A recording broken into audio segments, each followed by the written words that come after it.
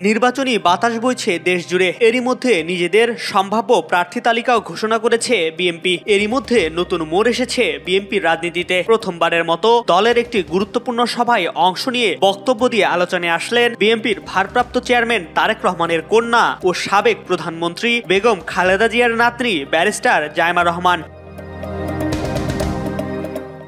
জনমনে প্রশ্ন, নির্বাচনের আগে এবার কি তবে প্রকাশ্য রাজনীতিতে নাম লেখালেন তারেক রহমান কন্যা? জানা যায়, ভিডিওটি গত রবিবার প্রবাসী ভোটারদের ভোট কার্যক্রম নিয়ে বিএনপির ইউরোপীয় প্রতিনিধি দলের সঙ্গে এক ভার্চুয়াল সভার, যেখানে যুক্ত হয়েছিলেন জাইমা রহমান। এ সময় তাকে দলের নেতাকর্মীদের উদ্দেশ্যে বক্তব্য দিতে দেখা যায়।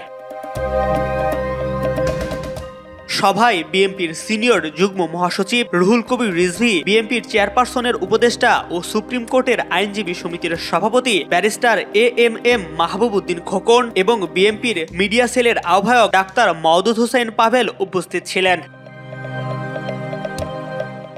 সামাজিক যোগাযোগ মাধ্যমে ছড়িয়ে পড়া ভিডিওটিতে দেখা যায় জাইমা রহমান ভার্চুয়াল সভায় উপস্থিত হয়ে বিএনপির প্রথম সারির নেতাদের সঙ্গে দলীয় মিটিং পরিচালনা করছেন।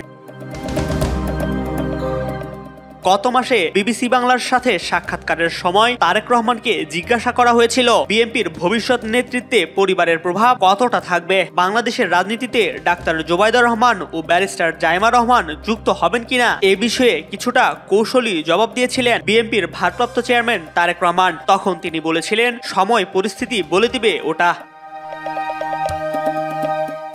তবে সম্প্রতি রাজনৈতিক ময়দানে আলোচনা চলছে তারেক রহমানের দেশে যাওয়া দেরি হওয়ায় তার মেয়ে ব্যারিস্টার জাইমা রহমানকে রাজনীতিতে সক্রিয় করা হচ্ছে। জাইমার এই উপস্থিতি বিএনপির ভবিষ্যৎ রাজনীতিতে নতুন মাত্রা যোগ করেছে।